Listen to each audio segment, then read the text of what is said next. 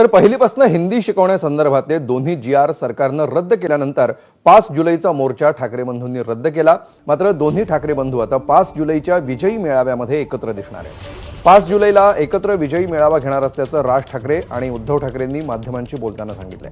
दरम्यान विजयी मेळाव्याचं ठिकाण आणि वेळ या संदर्भात दोन्ही पक्षांचे नेते एकत्र चर्चा करून निर्णय घेतील। तर विजयी मेळाव्याला कोणतंही लेबल लावू नये असं आवाहन राज ठाकरेंनी केलंय। तसंच सरकारनं कोणतीही समिती नेमली तरी चौथीपर्यंत हिंदी नको या भूमिकेवर ठाम राहणार असल्याचं राज ठाकरेंनी स्पष्ट केलं। तर राज ठाकरेंनी नेमके काय मुद्दे मांडलेत पाहूया। हा जो निर्णय आला त्याच्यानंतर संजय राऊतांचा मला फोन आला होता आणि त्यांनी सांगितलं की आपल्याला काय करायचं पुढे। म्हटलं आपल्याला मोर्चा तर रद्द करायला लागेल आता। तर त्यांनी मला म्हणाले की आपण एक विजयी मेळावा आपण घ्यायला पाहिजे। म्हटलं घेऊया। म्हणाले मग 5 तारखेला आपण जाहीर केले तर 5 तारखेला घेऊया का।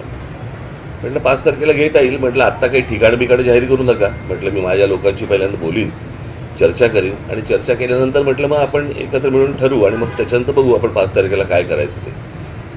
तर त्याप्रमाणे 5 तारखेला तर अजून काही ठिकाण वगैरे ठरलेलं नाही। मी माझ्या सहकाऱ्यांशी बोलीन, मग त्यांच्याशी बोलणं होईल, माझे सहकारी त्यांच्याशी बोलतील आणि मग त्याच्यातनं 5 तारखेचा मेळावा होईल।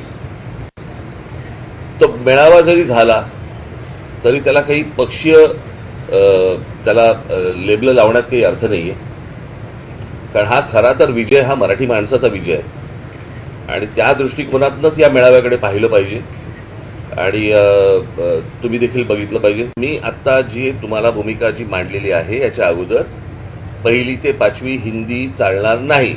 ते जाधव येऊ देत नाही तर अजून कोणी येऊ देत।